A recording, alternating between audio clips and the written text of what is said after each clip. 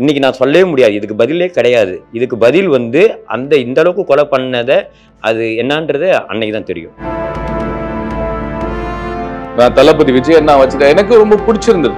சாதாரண மனுஷனுக்கு பெரிய பெரிய சாதித்த தலைவர்களை ஹீரோவா நினைச்சா கூட அவங்களெல்லாம் பார்த்திருக்க பக்கத்துல பழகிருக்க வாய்ப்பு கிடையாது. நடிகர்களை தான் இன்ஸ்பிரேஷன் எடுத்துப்பாங்க. நான்லாம் விஜயகாந்த் சார் பயங்கர இன்ஸ்பிரேஷனா எடுத்திருக்கேன். ஆடியோ லான்ச்ல நான் அவருக்காக ஒரு பாட்டு பண்ணல, அது இன்னும் கூட எனக்கு மைண்ட்ல ஓடிட்டே இருக்கு. ஃபர்ஸ்ட் தளபதி பார்த்து கை கொடுத்து அது ஸ்டில்லு என்கிட்ட இன்னோட இருக்கு. அதை நான் ஃப்ரேம் போட்டு வச்சிருக்கேன் வீட்டுல. அதுக்கான பரிசு தான் விஜய் அண்ணா என்னை பத்தி பேசுறதா நான் நினைக்கிறேன். இன்னைக்கு தமிழ்நாட்டுல விஜய்னா அது வெறும் பெயர் இல்லை, 1 கோடி மக்களோட உயிர். தமிழ்நாட்டுல 1 கோடி மக்களோட உயிர் நான் சொல்லுவேன். இப்போ அவ்வளவு விஷயம் நடந்தா கூட சைலண்டா இருக்காருல்ல, அவரு பதில் சொல்றாரு, பட் அந்த சைலன்ஸ்க்கு வேண்டாம் ப்ரொமோஷன். சரி, ஓகே. ஏன்னா அது தனியா போயிடும். சினிமா நம்ம தனியா பேசிக்கலாம், அரசியல் தனியா பேசிக்கலாம். மூவி வேர்ல்டு மீடியா நேயர்களுக்கு வணக்கம். இன்னைக்கு என் கூட ராம் அப்துல்லா ஆண்டனி மூவி டீம் தான் இருக்காங்க. எல்லாருக்கும் வணக்கம் சார். வணக்கம். எப்படி இருக்கீங்க? நல்லா இருக்கும். சூப்பர். ஸ்டார்ட் பண்றதுக்கு முன்னாடி தம்பிக்கிட்ட இருந்து ஆரம்பிச்சலான் இருக்கேன். என்கிட்ட இருந்தா ஒன்றும் இல்லை, என்னன்னா ஃபர்ஸ்ட் மூவி நிறைய படங்கள் நடிச்சிருந்தாலும் இந்த படத்துல கதாநாயகனாக நீங்க வந்திருக்கீங்க. இது எப்படி ஃபீல் பண்றீங்க? எப்படி இந்த படத்துக்கு? ரொம்ப ரொம்ப சந்தோஷமா இருக்கு. அது எப்படி சொல்றதுன்னு எனக்கு தெரியல. அவ்வளோ சந்தோஷமா இருக்கு. ஏன்னா யாருக்குமே இவ்வளோ சீக்கிரம் அது நடக்காது. எனக்கு நடந்துட்டு இருக்கு. நான் நிறைய பேர்கிட்ட சொல்லிகிட்டே இருப்பேன். எல்லா இன்டர்வியூ சொல்லிட்டு இருக்கிறது தான். நான் மாஸ்டர் பட கேமராமேன் கிட்ட வந்து சொல்லிட்டு இருப்பேன்.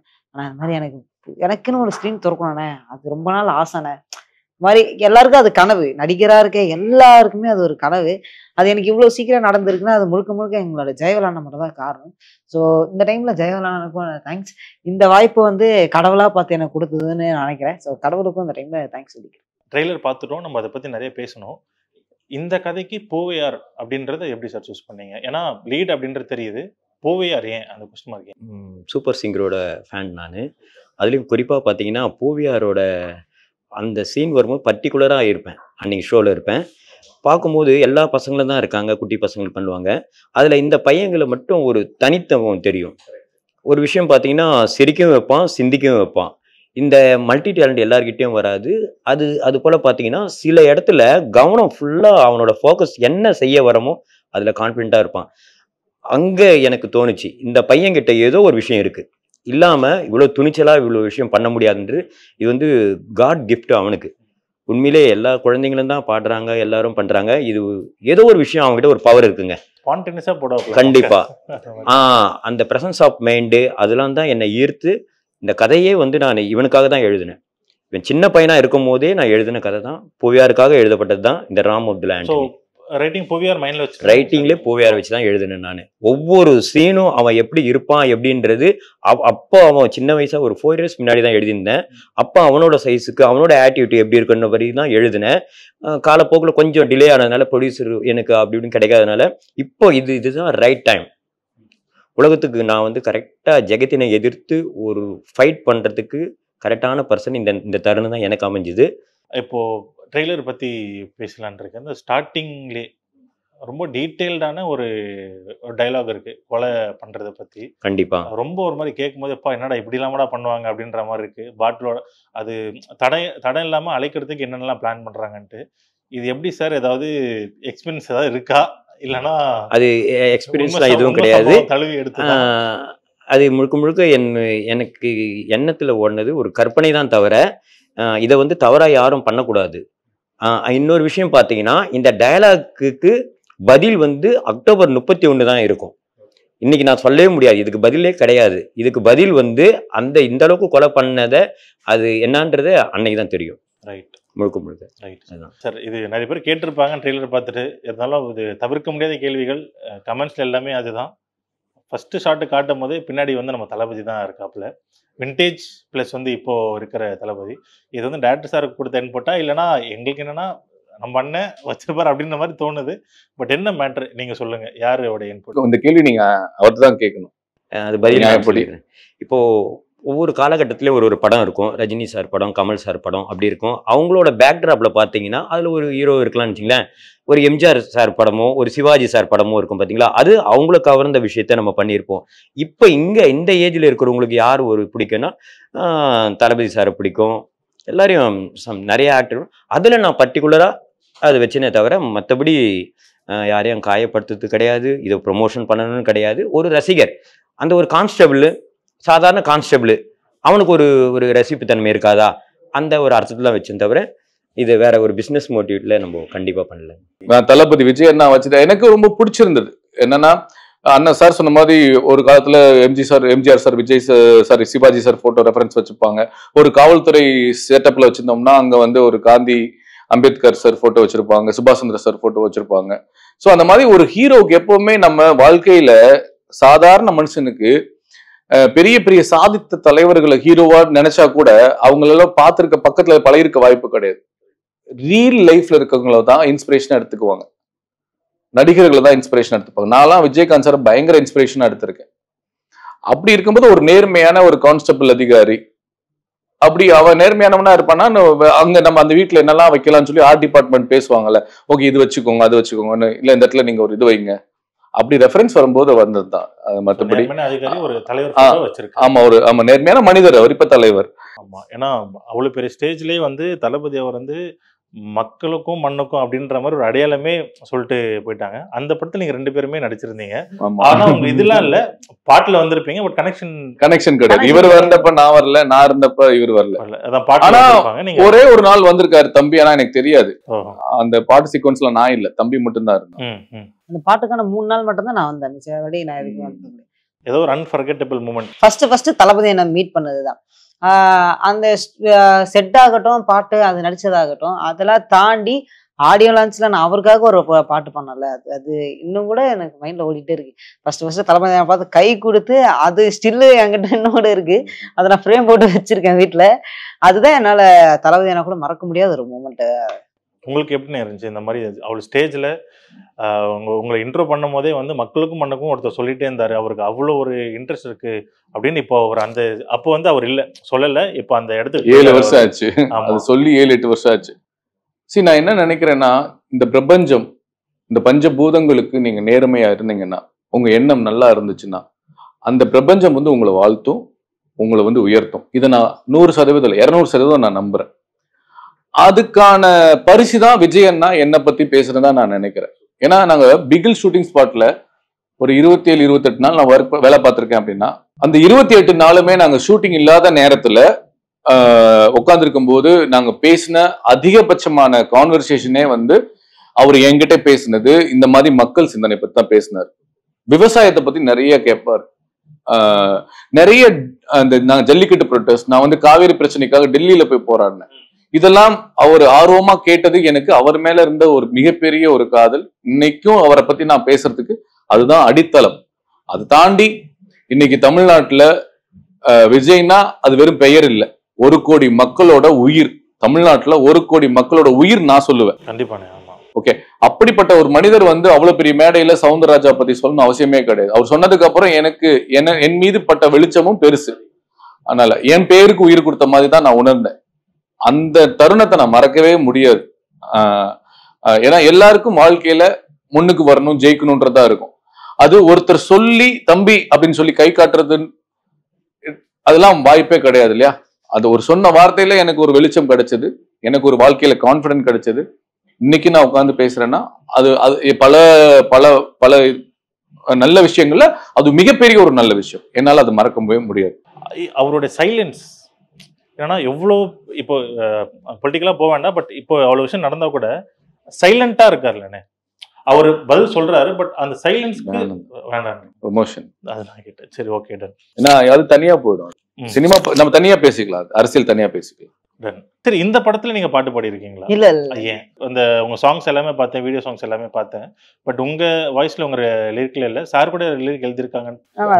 நான் ஒரு 3 பாடல் எழுதிருக்கேன், ஸ்நேகன் சார் பண்ணிருக்காங்க. ஆனா சிங்கரா உங்க இதுல இல்ல. அதான் நான் சொன்னல, அண்ணனுக்கு எது தேவையோ அதுதான் வேணும், மத்தபடி அது வேணாம் அவருக்கு. இந்த படத்தை பொறுத்தளவுல நீங்க சிங்கர் இல்ல, சிங்கர் கிடையாது, நீ நடிக்க. அந்த மூடு டைவர்ட் ஆக கூடாதுன்னு சொல்லி தான் நீ ஆக்டராவே ஒரு விஷயம் பண்ணு. பாடுறது தான் வச்சிருக்கலாம் நான். நான் எனக்கு அந்த இடம் கிடைச்சிது. அந்த சாங் தான் அப்பேலோ கிட்ட கொடுத்துருந்தேன் நான். எல்லாமே பெரிய பெரிய சிங்கர் தான் நம்ம படத்தில். அப்பேலோ பாடியிருக்காரு, Afro, Rajalakshmi madam, Chitra madam பாடியிருக்காங்க. எல்லாமே நல்ல நல்ல சிங்கரு. அதுவும் மியூசிக் டைரக்டரை பற்றி சொல்லணும்னா படம் நின்று பேசும். ஆமா சார், பிரிச்சு மேய்ஞ்சிருக்காரு அவரு. சூப்பரா பண்ணி இது அதான் சொன்னேன், இது ட்ரையல் சும்மா. அவர் பேக்ரவுண்ட் ஸ்கோரு கண்டிப்பாக டெஃபினட்டாக அது வேற லெவலில் ஒரு விஷயம் இருக்கும். அதான் சொன்னேன், எனக்கு அவர்லாம் ரொம்ப முதுகெலும்பு. அவர் எடிட்டரு, கேமராமேனு, என்னோட டீம் அவங்களாம் நான் இல்லை, அவ்வளோதான். என்னதான் நான் ஒரு விஷயம் பண்ணாலும் தனி மனிதனோட வெற்றி கிடையாது. அதில் மட்டும் நான் கான்ஃபிடென்ட்டாக இருக்கேன். ஒரு பாட்டு ஒன்று பாடிடலாமே நம்ம படத்துல இருக்கிறது ஏதாவது ஒரு பாட்டு. மிக்ஸ் அண்ட் ஃப்ரைட் ரைஸா எப்போதும் ஒன்னா இருப்போம். அட மில்க் ஷேக் பசங்களை தான் அழுக்கு மாதிரி தூக்கி வீசுவோம். சொங்க ஆடுவோம் நாங்க பொங்க ஆடுவோம், சொங்க ஆடுவோம் நாங்க பொங்க ஆடுவோம், பிலிமு காட்டுவோம் அத பிரைட்டா காட்டுவோம், தேடி வந்த தொப்பி கொருக்குள்ள மாட்டுவோம். அட எங்களை தூக்குற ஸ்கிச்ச இல்ல, வெட்டு ஃபுல்லா அல இல்ல, ரக்கி பாய் ஸ்டைல தான் ரங்கம் பண்ணுவோம். தேங்க்யூ. ட்ரெய்லர் பார்த்துட்டு நிறைய கமெண்ட்ஸ் வந்து என்னன்னா, ரொம்ப வைலன்ஸ் அதிகமா இருக்கு, சின்ன பசங்க தான் ஹீரோ, 3 சின்ன பசங்க ஹீரோ, அந்த 3 பேர் இந்த ஏஜ்ல இவ்வளோ வைலன்ஸ் வேணுமா, ஏன் இந்த மாதிரி படங்கள் பண்றீங்க? ஃபார் எக்ஸாம்பிள் கம்பேர் பண்ண இந்த ரேணுகுண்டா அப்படின்ற ஒரு படம் வந்து சார், சில பேர் வந்து அந்த மாதிரி கம்பேர் பண்றாங்க, பெஸ்டா இருக்கும், அது ட்ரெய்லர் வந்து பக்காவா இருக்கு, செம்மையா இருக்கு, பட் இவ்வளோ வைலன்ஸ் இந்த ஏஜ்ல வேணுமா அப்படின்ற மாதிரி கேட்கறாங்க. 3 பேரோட கருத்தும் சொன்னீங்கன்னா. கண்டிப்பா வேணான்னு தான் நான் சொல்லுவேன். ஆனா ஒரு விஷயத்த வேணான்னு நீங்க எப்படி சொல்லுவீங்க? ஒரு விஷயம் தப்பு, ஒரு விஷயம் நல்லது அப்படின்னா தப்ப காமிச்சாதானே நல்லதுக்கான விஷயத்த சொல்ல முடியும். தப்பு இப்படிதான் இருக்கும், இது பண்ணக்கூடாது அப்படின்றதுக்கு நான் ஒரு தப்புன்னு நான் சொல்ல முடியாது. அதுக்கு ஒரு காட்சி அமைக்கணும். இது சினிமா, காட்சிகள் மூலியமா தான் நீங்க விளக்க முடியும். அப்போ ஒரு குற்றம் நடக்குது அப்படின்னா அதை நாங்க வந்து டைரக்டர்ஸ் வந்து ஒரு கதையா எழுதி, அதை திரைக்கதையா மாத்தி, அதுக்கு வசனம் எழுதி, அதுக்கு கதாபாத்திரங்களை வச்சு இந்த மாதிரி ஒரு விஷயத்த பண்ணும்போது அதுக்கு தேவைப்படுது. மற்றபடி கண்டிப்பா இது முழுக்க முழுக்க கற்பனை. ஆனா இயக்குனரோட சிந்தனையும் நடிகர்கள் இந்த படத்துல ஒர்க் பண்ண எல்லா கலைஞரோட சிந்தனையும் என்னன்னா, இந்த மாதிரி தவறு நடக்கக்கூடாதுன்றதுதான் எங்களுடைய சிந்தனை. ஓகே, இப்போ உங்க ஏஜ்லன்னா அதான் நீங்க தான் ஹீரோவா இருக்கீங்க, 3 பசங்க. உங்களுடைய லைஃப் எக்ஸ்பீரியன்ஸ்ல சரி, கொஞ்சம் அதிகமா வைலன்ஸ் இந்த மாதிரிலாம் நீங்க பார்த்துருக்க மாட்டீங்க. இந்த ஏஜுக்கு இந்த படம் நடிக்கும் போது உங்களுக்கு எப்படி இருந்தது? என்னடா நம்ம ஓவரா வைலன்ஸான படங்கள் நடிக்கணும் அப்படின்னு தாட் இருந்ததா? மக்கள் இந்த படம் என்ன அக்செப்ட் பண்ணீங்கன்னு நீங்க நினைக்கிறீங்க? ஆக்சுவலா வந்து நீங்க ட்ரைலர்ல ஒண்ணு பாத்தீங்களே, அது அது அது வந்து எப்படி சொல்றது, அந்த அண்ணன் சொல்ல மாதிரி அந்த கத்தியை எடுத்தோம்ல, அந்த கத்தியை நாங்க எதுக்கு எடுத்தோம் அப்படின்றதுதான் படம். ஸோ அதே மாதிரி இன்னொன்னு என்னன்னா, கிளைமேக்ஸ் வந்து யாராலையும் கணிக்கவும் முடியாது, கெஸ் பண்ணவும் முடியாது. நாங்க அந்த மாதிரி வச்சிருக்கோம். ஸோ அதுக்கான பதில் எங்களோட படத்துல இருக்கு. ஸோ படம் அக்டோபர் 31 அங்க போய் பாருங்க, அதுக்கான பதில். நீங்க எங்கிட்ட சுத்தினாலும் ஆமா, ஏன்னா இந்த கதை அமைப்பு, இந்த திரைக்கதை அமைப்பு அப்படித்தான். ஒரு விஷயம் சொன்னாலும் அது உடஞ்சு போயிடும்.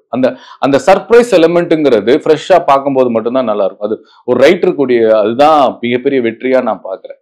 அதுக்கு மரியாதை கொடுக்கணும். அட்லீஸ்ட் ஒரு படம் ரிலீஸ் ஆகி படம் பார்த்தவங்க கூட இந்த சர்ப்ரைஸை நீங்க ரிவீல் பண்ணக்கூடாதுன்னு தான் நான் அந்த இடத்துல தாழ்மையா கேட்டுக்கிறேன். ரைட். இந்த அக்டோபர் 31 அக்டோபர் 30 இது ஒரு பில்டப்புக்கெல்லாம் கிடையாது. ஒரு நல்ல படம் எடுத்திருக்கோம். அதை மக்கள், மீடியா அவங்க தான் பதில் சொல்லுவாங்க. எடுக்க வேண்டியது எங்களோட கடமை. ஒரு ஆனஸ்டா ஒரு ஹார்ட் டச்சிங் மூவி பண்ணியிருக்கோம். இது மக்கள் அன்னைக்கு 31ஆம் தேதி அது அங்கீகாரம் என்ன கொடுத்தாலும் அதை ஏற்றுக்கிறதுல நாங்கள் தயாராக இருக்கோம். ஒரு நல்ல படம் எடுத்திருக்கோம், அவ்வளோதான் எங்களோட கருத்து. Right sir. இதில் வந்து நிறைய ஆக்ஷன் சீக்வன்ஸ் இருக்கிற மாதிரி இருக்கு. 3 பேர் பசங்க, புது பசங்க நடிச்சிருக்கேன் அப்படின்னு சொல்லலாம். கண்டிப்பா ஃபுல் அண்ட் ஃபுல் ஆக்ஷன் தான் தெரியுது. இது அந்த எந்த அளவுக்கு நீங்க ப்ரிப்பேர் பண்ணீங்க? ட்ரைனிங் ஏதாவது பண்ண அனுபவம் இருக்கா, இல்ல டைரக்டா மாஸ்டர்லயே ட்ரைனிங் பண்ணி மூக்கு உடைச்சு நாடி உடைச்சு அப்பயே ட்ரெயின் ஆயிட்டாப்ல? அந்த படத்துல சொன்ன மாதிரி என்னன்னா, இது வந்து ட்ரைனிங் எல்லாம் எதுவுமே பண்ணல. அவங்களுக்கு என்ன, அண்ணனுக்கு என்ன தேவைன்னா ராவா வேணும், அந்த இடத்துல நடக்குதுல்ல அதுதான் எனக்கு வேணும் அப்படின்றதால நாங்க எந்த ட்ரைனிங்கும் பண்ணல. டைரக்டா வந்து ராவா ஒண்ணு தப்பா எடுத்துக்க போறாங்க. அதாவது ரியாலிஸ்டிக்கா இருக்கணும். ஒரு நார்மலா இந்த பசங்களுக்கு கோவம் வந்தா எப்படி அடிப்பானுங்க, அந்த பஞ்ச் தான் இருக்கணும். இந்த பசங்களை அடிச்சா, கொடூரம் அடிச்சா எப்படி அடிப்பானுங்க, அந்த ஸ்டண்ட் இயல்பா இருக்கணும். நம்ம வலிக்கதான் செய்யும், அடிச்சு எனக்கும் கை வலிக்கதான் செய்யும். அதை ரியாக்ட் பண்றது மட்டும்தான் என் காட்சியா இருந்திருக்கும். பறந்து அடிக்கிறது இது வந்து கதையை தாண்டி எதுவும்.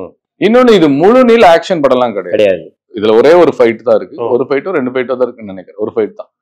ஸோ அது தேவைக்காக தான் இருக்கும். ஸோ முழு நீள இது வந்து நீங்க ஒரு லைன்ல சொன்னா இது ஒரு இன்வெஸ்டிகேஷன் த்ரில்லர், ஓகே, அந்த ஜேர்னர்ல நீங்க எடுத்துக்கலாம். Socially responsible drama. உங்களுக்கு இந்த படத்துல அப்படி இல்லைன்னா வேற எந்த படத்துல ஆக்ஷன் சீக்வன்ஸ்ல ஏதாவது நடந்திருக்கா? கை கால் உடையிறது அந்த மாதிரி ஏதாவது? எனக்கு நடந்திருக்கு. அதான் நீயே சொல்லிடாது, அது அழகா அழகா நடந்திருக்கு. அதே போல குறிப்பா சொல்லணும்னா இது சொல்லிதான் ஆகணும். அந்த 3 பசங்களுமே ரொம்ப இதுக்காக மெனக்கெட்டு ஒரு விஷயம் பண்ணிருக்காங்க. நான் எதிர்பார்த்ததை தாண்டி ஒரு விஷயம் பண்ணுங்க. இதுல பாத்தீங்கன்னா ராம் கேரக்டர் ஒன்று பண்ணியிருப்பாப்ல.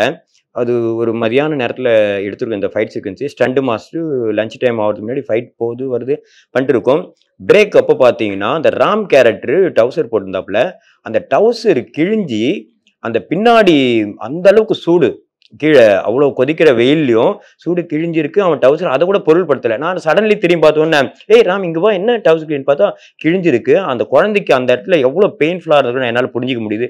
ஆனால் எதையும் பொருள் ஏன்டா இதை ஃபஸ்ட்டே சொல்லுன்னா, இல்லை அந்த ஷார்ட் மிஸ் ஆகக்கூடாது, இல்லைன்னா நீங்கள் எதிர்பார்த்தது அங்கே அவனோட டெடிகேஷன் பார்த்தேன். இந்த குழந்தைங்க முழுக்க முழுக்க என்ன சொன்னாலும் ஒரு விஷயம் பண்ணாங்க. ஸ்டண்டாக இருக்கட்டும். அதே போல் பார்த்தீங்கன்னா இந்த படத்தில் ஒரு நியூட் சீன் இருக்குது, கதைக்கு தேவைப்பட்டது.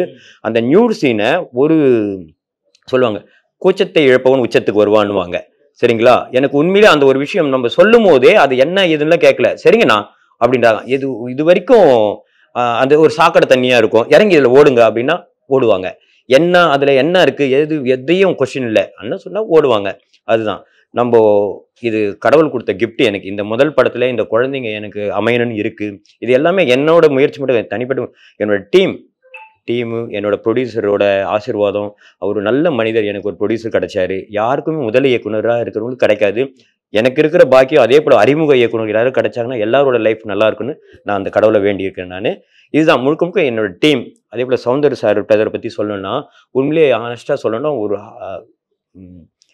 நல்ல மனிதர், அவ்வளவுதான், நல்ல மனிதர். அதை தாண்டி பார்த்தீங்கன்னா அவர் ஒரு நல்ல ஆக்டரா நான் அவரை செலக்ட் பண்ணேன் இந்த படத்துக்கு. இந்த கருடன் கான்ஸ்டபிள் இப்படிதான் இருக்கணும், இந்த 3 பசங்க குற்றவாளிகளை கண்டுபிடிக்கிற கருடனா தான் இருக்கணும்ன்றதை அவர் பார்த்தேன். அவரை நான் அங்கே சௌந்தர் ராஜாவே நான் பார்க்கல, அந்த கருடனா பார்த்தனால்தான் எனக்கு தேவையானது எல்லாமே வாங்கினேன்.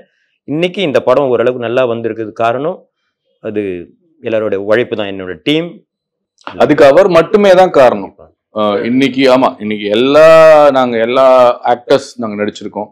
தம்பி பூவையாரா இருக்கட்டும், தீனா அண்ணா இருக்கட்டும், வேலராமமூர்த்தி சார், சாம்ஸ் அண்ணா, வினோதினி, வனிதா விஜயகுமார், தலைவாசல் விஜய், நிறைய நம்ம சீனியர் ஆக்டர்ஸ் இருக்காங்க. எல்லாருக்கிட்டையுமே எனக்கு இதுதான் வேணும்னு அடம் பிடிச்சு வாங்குவார். இன்ஃபேக்ட் எனக்கும் அவருக்கும் நிறைய ஸ்பாட்ல ஆர்கியூமெண்ட்ஸ் இருந்திருக்கு. ஆமா, அது வந்து ஒரு புரியாத ஆர்கியூமெண்ட். இவர் என்ன சொல்லுவார்னா, இப்போ இதுக்கு முன்னாடி என்ன நடந்துச்சுன்னு சொல்ல மாட்டார். இப்போ ஒரு சில விஷயத்த வந்து ஒரு சஸ்பென்ஸா எனக்கு ஓபன் பண்ணுவார். சார் இந்த இடத்துல நீங்க வந்து பேசுங்க, இல்ல சார் நீங்க பேசுங்க அப்படின்னுவார்.